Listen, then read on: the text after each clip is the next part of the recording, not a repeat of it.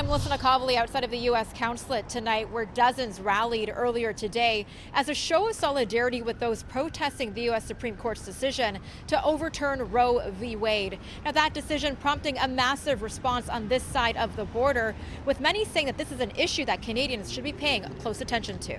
Pro-life is alive. You don't care. People die. It's a medical right. This is a medical right, and it's not up for discussion.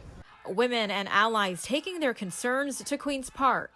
A country that forces birth on unconsenting women and queer bodies is not a free country.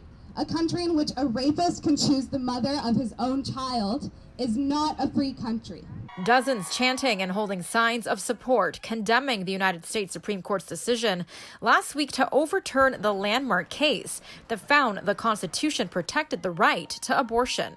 They're not going to not have abortions. They are going to have unsafe abortions, and women's lives matter. Today's rally was organized by the University of Toronto Students for Choice.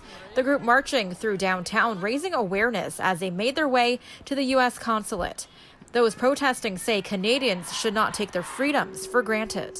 The issue is access to abortion, and people are right to worry about that. And people are right to want to send the message to governments that they want to ensure people can access this. In Canada, abortion is regulated as health care. However, there's no federal law protecting it as a right. While it is legal, many Canadians have issues accessing clinics where they live.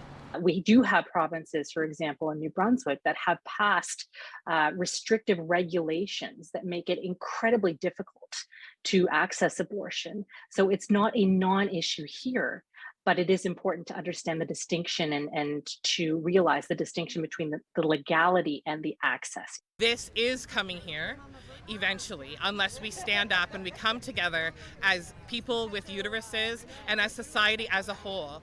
We need men to stand up with us too as well, as allies, not to speak for us, but to speak with us. A leisure poll done in May found that 79% of Canadians are in favor of a right to an abortion, where in the U.S. that number is around 74%.